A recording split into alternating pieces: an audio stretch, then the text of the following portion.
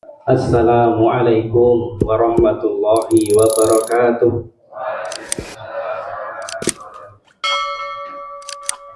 Alhamdulillahi rabbil alamin. Wassalatu wassalamu ala asrofil anbiya'i wal mursalin nabiyina Muhammadin wa ala alihi washabihi ajma'in, amma ba'du.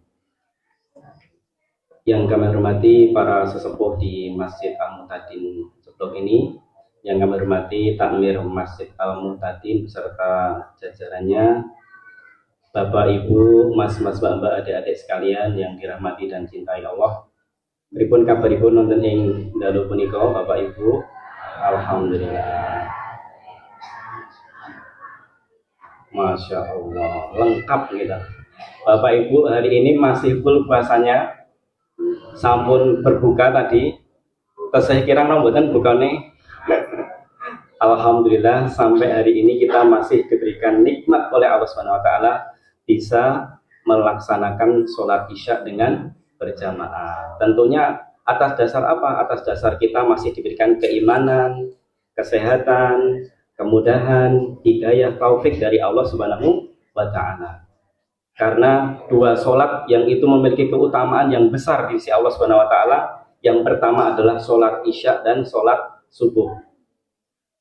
Rasulullah Shallallahu alaihi wasallam bersabda dari Abu Hurairah radhiyallahu anhu, seandainya mereka tahu keutamaan yang ada di dalam sholat Isya dan sholat subuh, maka orang-orang itu akan mendatangi sholat Isya dan subuh berjamaah dengan merangkak. Saking besarnya ibadah sholat Isya dan subuh.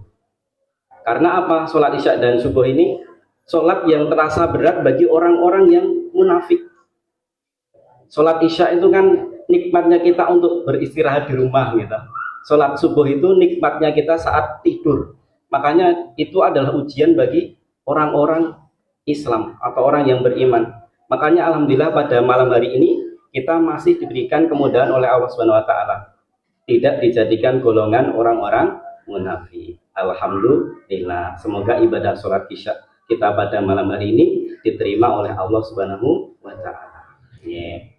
Salam dan sholawat senantiasa kita sanjungkan kepada uswah kita Nabi Agung Nabi Muhammad Sallallahu Alaihi Wasallam.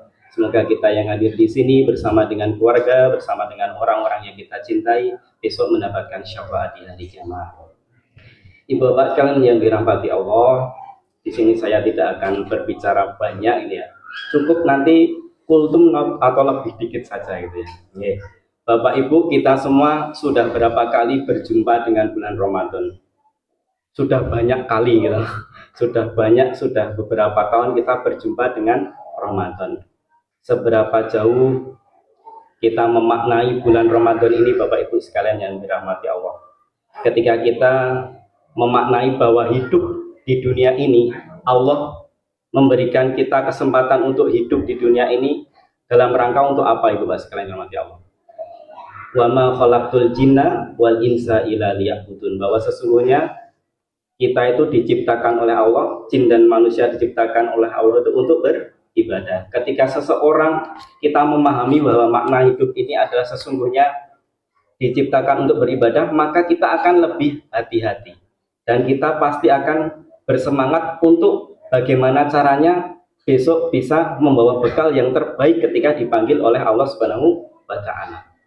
Begitupun Bapak sekalian yang dirahmati Allah, ketika kita memaknai dengan bulan Ramadan ini. Ketika kita memaknai bulan Ramadan itu adalah bulan yang biasa-biasa saja, waktunya poso gitu, waktunya terawih gitu, terawih, ngerti benjang sampun bodoh gitu. Nah, ketika kita memaknai hanya biasa saja, maka bulan Ramadan ini hanya berlalu ya biasa saja.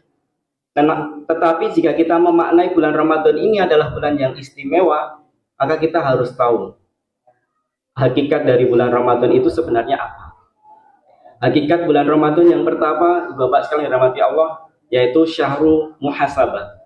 Bulan Ramadan ini bulan kita untuk senantiasa bermuhasabah. Kita itu sebenarnya adalah hamba Allah yang biasa-biasa saja, ataukah hamba Allah yang senantiasa bergegas untuk melakukan kebaikan-kebaikan. Sabiqun bil khairat. Jadi kita mumpung ini masih bulan Ramadan, kita melakukan kebaikan-kebaikan.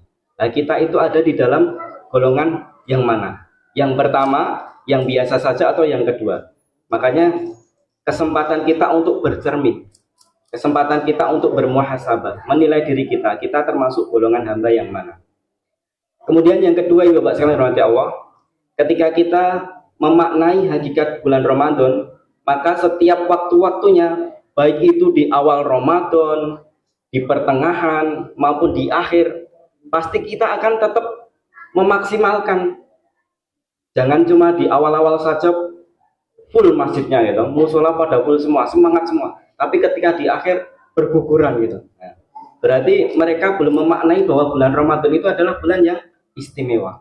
Padahal bulan Ramadan itu juga disebut syahrul taubah. Bulan Ramadan itu bulannya kita untuk bertaubat, kesempatan kita untuk bertaubat. Di siang hari Allah mengobrol janji ampunannya. Man shoma ramadhana imanan wahtisaban ghufira lahu ma taqaddama min dami. Barang siapa yang melakukan atau melaksanakan ibadah puasa atas dasar iman dan berharap pada Allah Subhanahu wa taala, maka akan diampuni dosa-dosanya. Tapi kita lihat sampai hari ini kira-kira orang yang berpuasa itu semakin banyak atau istiqomah, atau ada yang sudah melewat gitu. Kalau kita lihat sekarang warung-warung sampun biasa buka gitu. Warung-warung mie ayam nggih kakak ramai, masya Allah. Warung hidung nggih, itu ujian bagi kita gitu ya. Luar biasa. Berarti mereka itu memaknai bulan Ramadannya belum benar. Padahal Allah sudah berjanji, barang siapa yang melaksanakan ibadah bulan puasa atas dasar iman dan berharap pada Allah Subhanahu wa taala, maka akan diampuni dosa-dosanya. Kemudian Bapak sekalian berarti Allah, di malam harinya, mungkin ya Bapak Ibu mungkin nek poso kan buatan angsal nesu-nesunan gitu ya. Terus Bapak Ibu nek nesu nek bar buka wae. Awake dhewe utur bar buka wae monggo misalnya gitu ya. Tapi ternyata di malam hari Allah juga memberikan kesempatan. Man qama ramadhana imanan wahtisaban ghufira lahu ma taqaddama bin nabi. Barang siapa yang melaksanakan qiyam, salat malam, contohnya salat tarawih, atas dasar iman dan hanya berharap pada Allah Subhanahu wa taala, maka juga akan diampuni dosa-dosanya. Jadi kesempatan pada Ramadan ini Allah mengobrol ampunan kepada kita. Semoga kita juga termasuk hamba-hamba Allah yang diampuni dosa-dosanya. Tentunya kita merasa bahwa kita pun juga memiliki dosa gitu. Dan yang ketiga Ibu sekalian Allah, hakikat dari bulan Ramadan adalah syaru infak wa sodakoh. Bulannya kita untuk senantiasa berinfak dan sodakoh. Allah melipat gandakan pahala termasuk infak sedekah itu ya. Jadi Bapak Ibu jika masih ada harta bisa disisihkan sebagian sebagai jalan kita untuk berinfak dan sodakoh. Bisa di Masjid Al-Mutadin ini, karena kami lihat itu kegiatannya juga banyak gitu ya. Ada kesempatan kita untuk bersodakoh. Juga bisa melalui lembaga yang resmi, Layesmu dan yang lain-lain. Kesempatan kita untuk bersodakoh. Saking besarnya pahala untuk sodakoh, maka Allah Subhanahu wa taala berfirman di dalam surat Munafikun ayat 10. A'udzubillahi minasyaitonirrajim. Bismillahirrahmanirrahim. Rabbi laula akhortani ila ajalin qarib fa asaddaqo. Ya Tuhanku, jikalau engkau berkenan menunda kematianku sedikit waktu saja, maka aku ingin bersedekah. Jadi seseorang yang di ujung kematiannya, ketika dia sudah di ujung dalam kematian, dia ingin meminta waktu sama Allah sedikit saja untuk bersedekah. Bukan untuk sholat lagi, bukan untuk umroh, bukan untuk baca Quran lagi, tapi ingin bersedekah. Saking besarnya pahala sedekah. Maka Bapak Ibu, monggo masih ada waktu yang banyak ini ya, masih ada beberapa waktu lagi kita ada kesempatan di keutamaan di bulan Ramadan kita ini untuk senantiasa berinfak dan sedekah. Semoga kita senantiasa dimudahkan oleh Allah Subhanahu wa taala bisa memaksimalkan ibadah Ramadan di tahun ini dari awal sampai akhir, dan Allah menerima segala amal-amal ibadah terbaik kita dan kita dijadikan golongan orang-orang yang bertakwa. La'alakum tattaqun. Dari saya banyak salah dan hilang, mohon maaf lahir dan batin. Billahi taufiq wal hidayah. Wassalamualaikum warahmatullahi wabarakatuh.